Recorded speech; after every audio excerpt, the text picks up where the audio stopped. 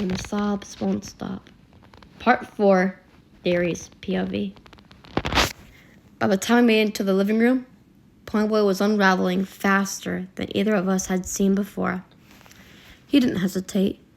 He just threw himself into SodaPop's chest like he was trying to disappear entirely into him, his small body trembling violently. His hands gripped the back of Soda's shirt as if letting go would mean he'd vanished from the world. And the sobs? God, the sobs came faster than breaths could follow, racking his body so violently that Soda had to hold him up with all his strength. I can't,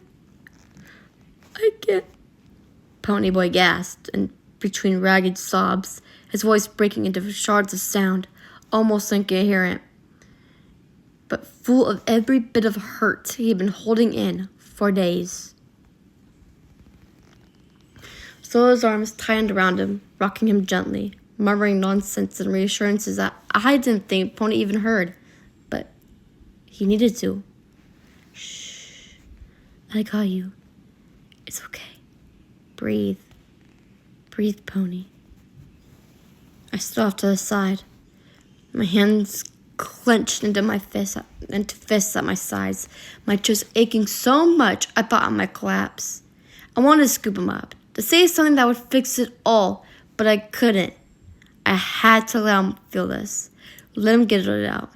It was brutal to watch, but it was worse to think about what he had been carrying before this. Ponyboy's face was buried against Soda's shoulder, wet and streaked, his hair plastered to his forehead. Every inhale and exhale was ragged, shaking his little body. He wasn't just crying. He was sobbing harder than anyone should be able to, like his whole world was spilling out in a torrent that wouldn't stop.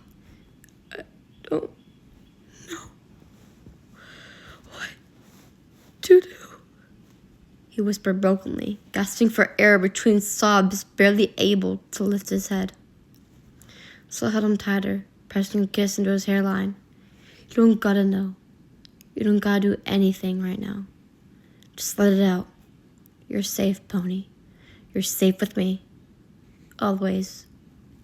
I could feel my own throat tightening as I watched. I wanted to tell him it was okay, that he wasn't alone, that he'd never let him fall. But the words felt too small for the weight of all this. Instead, I just leaned against the wall, silent and steady, letting Soda do what he did best.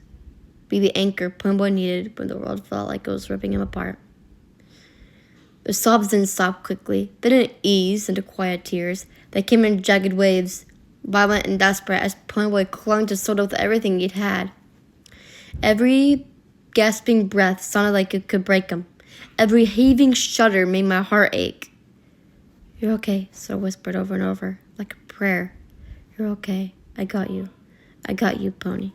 And finally, after what felt like forever, Ponyboy's body began to slump, the sobs weakening just enough that he could breathe without choking.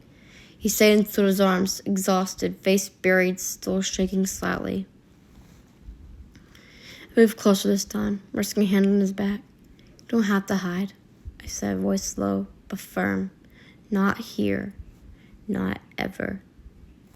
Ponyboy's shoulders quivered again, but he didn't pull away. He didn't fight it. He just let himself rest, as though holding on to Soda and knowing I was there too was the only thing keeping him from falling apart completely. And in that silence, broken by only ragged breaths and the soft pat of Soda's hand on his back, I realized sometimes the quiet isn't a problem. Sometimes the sobs are the only way a person can tell you they're still alive.